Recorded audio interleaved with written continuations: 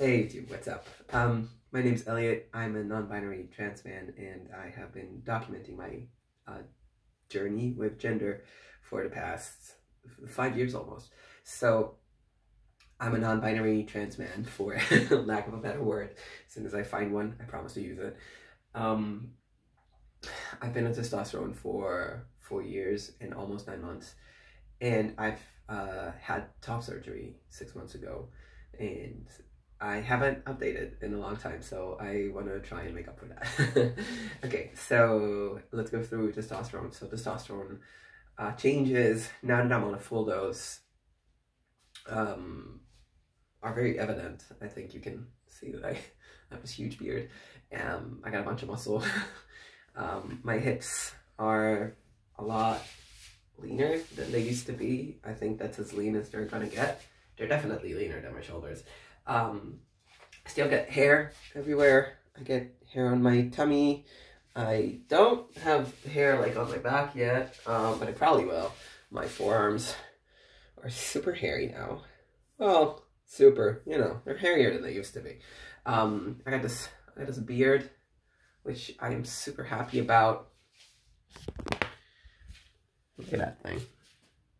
So this grew over the past year and a half. I think didn't used to be this way. It really got like a lot thicker. My eyebrows also got a lot bushier because testosterone, and because I've been using minoxidil, which is one of the things that make your hair grow. My hairline has not receded yet. So basically what you see here is that I kind of shave it off. Like I contour my hairline because I feel that it's too feminine. So I kind of like shave. If I didn't shave this part, it would grow in up to here like a feminine pattern. So my hair hasn't receded yet. It's not thinning yet. It's probably going to, because like my entire family has, like all the males in my family are bald. So it's on the list for me. So, okay. What else? So my voice has dropped significantly since starting, but I don't know if it's dropped lately. I do have a lot of dysphoria around my voice. So I'm taking masculinization voice classes. That's helping. It's very hard. I don't control my voice very well. I don't know how to sing, and I've never been good at like voice manipulation. So it's a challenge, but since I see it as very necessary, because since my vocal cords changed, my throat gets tired very easily. So even if it weren't that I have dysphoria, which I really do, around my voice, I would still want to learn how to control it better, because I work speaking with patients and all the rest of it. So I think it's very important.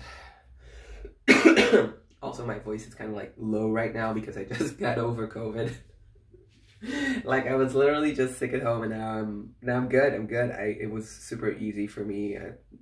Thankfully, I got a very light version of it. So yeah. So my voice is a little like post-cold, you know, low. Okay. So what else? So testosterone changes are like slow accumulation of hair and muscle at this point. And all the rest of the stuff doesn't really change. I do want to talk about bottom growth for like a second. So if you don't like to talk about bottom stuff, then just mute the video. And when I go like that, that means I'm done talking about bottom stuff. So I've been having like discomfort for a few months. And I finally went to the gynecologist, and I was told that I have vaginal atrophy, which basically means because my ovaries aren't producing enough estrogen, then the wall, like the mucus wall of the vagina, does not proliferate adequately, which means that there are some bleedings and some discomfort. So the treatment in this case is to apply a local estrogen cream. It doesn't get into your system. It doesn't raise your estrogen blood levels. It just locally makes the tissue in your genitals respond to the estrogen in the cream, which means that it is healthier because they need it to function properly, right? I don't, you know, it's a piece of information that some people probably be glad to have. I don't like having to apply estrogen cream to my junk, but I think it's important that people know that this is a solution. I wish the box wasn't gendered because like look at this fucking thing. Like look at this thing. This is what a box of medicine looks like. Like, why is this shit pink? Does it have to be pink? Does it have to be like Barbie doll colors? Like, this is a box of estrogen. And this is a box of testosterone. You know? Like, why aren't they both like gray or some other neutral color? Like, why the fuck is this necessary? Why is this, you know, unnecessarily gendered things that make people feel things? It's like, it's so stupid. It's just medicine, you know. It shouldn't have, it shouldn't have like gendered packaging. So that's frustrating. I had like a dysphoric breakdown the first time I had to use the estrogen cream, but like, what are you gonna do? Alright, okay, I'm done talking about bottom stuff. So, yeah, I had top surgery about 6 months ago. Not to the day, but basically 6 months ago. And let's see the results. Yeah, so ta-da! I'm really happy with the results of my top surgery. I think it looks great. I think my chest looks natural. You can see the scars, you know? You can see that my nipples are like slightly discolored. Slightly, and you can see the scar line just beneath the pec. But I think you really have to get close to see it. And I think the scars are well located and well shaped. The muscle is really coming in beautifully under the pec, so it's, I mean, it looks good. I've been working out. I did rehabilitation, then I started working out, so it's kind of like I've never lost a lot of muscle mass. I have all my range of motion, almost, yeah. I could gain a few more. I could stand to gain a few more, what do you call those, degrees, both in flexion and basically abduction, which are like, you know, the same thing. I think I look relatively more muscular now than I did before surgery because I dropped a little bit of body fat, so I got abs. And because, yeah, I might have actually gained a little bit of muscle mass, but I think it's mostly just the fat percentages that have gone down a little bit. So I did my surgery with Dr. Mosquetelo here in Barcelona, and it wasn't very expensive. I was treated very well. My surgery results are excellent. The follow-up was adequate. I was a little bit frustrated about the ambiguity of instructions for rehabilitation because basically I wasn't given any. And as a physical therapist who is used to working with surgeons, I'm used to a little bit more specification on what is indicated, contraindicated, the timetable, the angles, the weights, and all the rest of it. And I don't think it's a fault to be attributed to this particular surgeon. I think it's a field that's very unresearched and underdeveloped. And it's actually my professional intention to try and write like a provisional protocol for post mastectomy FDM rehabilitation because I think it's necessary. I think a lot of people go through these surgeries and then they don't go through an adequate rehabilitation, and they either take a very long time to get the results that they want, or they are left with inadequate results in the terms of maybe they don't have the muscles that they want, or they don't have the strength or the functionality and the range of motion. Maybe the scars don't stretch all the way like they should, and it's a shame. It's really a shame. It's not a complicated rehabilitation. It should be standard. I think every physical therapist can do it easily. You don't really need to have any kind of, you know, it's specialization. It's really an easy rehabilitation to do. And then I think there's a lot of fear around top surgery results. I think a lot of people are unnecessarily immobilized by their own fear or by their surgeons'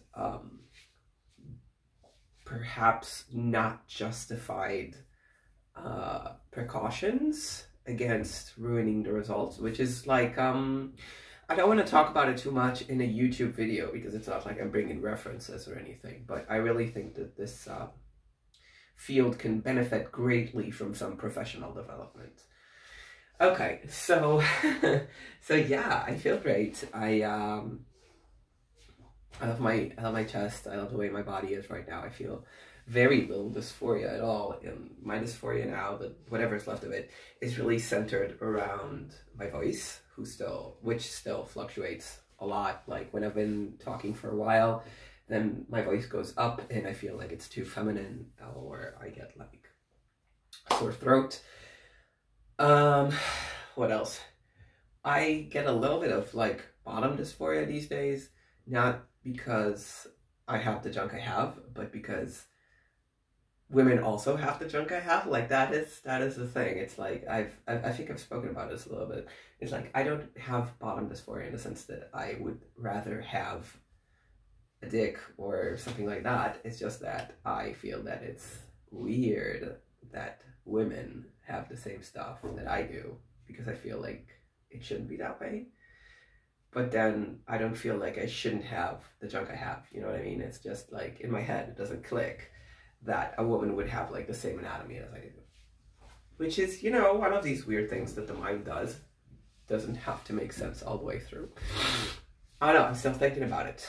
I haven't been able to access therapy lately because of financial reasons. I just basically can't afford it, but I'm thinking about ways to be able to afford it, whether it be by like getting very accessible mental health care or by getting paid more.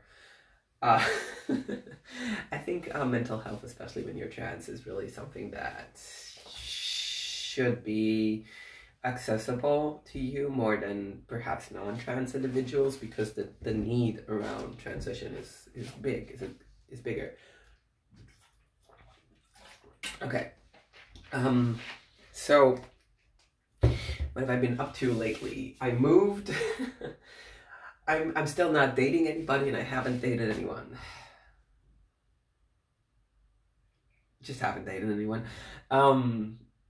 So all the questions about like what it's like to be trans in a relationship, or what it's like to be trans in the dating scene or whatever, I just, you know, they're still as theoretical as always. And then yeah, what was I gonna talk about? Oh yeah. One thing that I have been doing is I've been starting a group for transgender individuals to come and train, since I'm also a personal trainer, circus trainer, and it was like the natural thing to do. Like I love training people. I've always been training people, and I really wanted to help transgender people have access to sports. So I started a transgender training group. It's been going amazing here in Barcelona. Like if you're here in Barcelona and you want to train with us, so, you know, contact me through my Instagram and come join us if you're trans or non-binary. It's just so much easier and so delightful to be training with other transgender people. There's a beautiful community that's been grown around this. We're like 40 at this point, and we have 4 training sessions a week, and sometimes 5. and it's beautiful. It's beautiful. There's a lot of like groups. There's interconnections and like a lot of group interconnections, and people are really meeting other people, and it's beautiful. It's really beautiful. So yeah, that's that. Thank you for sticking through another one of these. I don't know if these updates are boring or not, but I feel like they're not as exciting as they should be. Anyways, huge thanks to everybody that's been watching, to everybody that's been commenting. I hope this contributes something.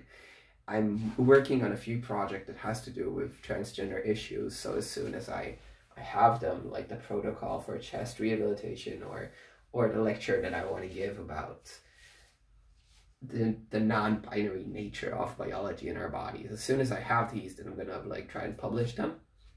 And oh yeah, there's one more thing that I wanted to do before I finish this video, which is fucking flex. I'm sorry, I love the way I look, you know. I might be a fucking asshole, but I've earned this body in a sense. I've changed it. And I'm super proud and happy about it, so that's all there is to it. Love you all very much. See you in the next one.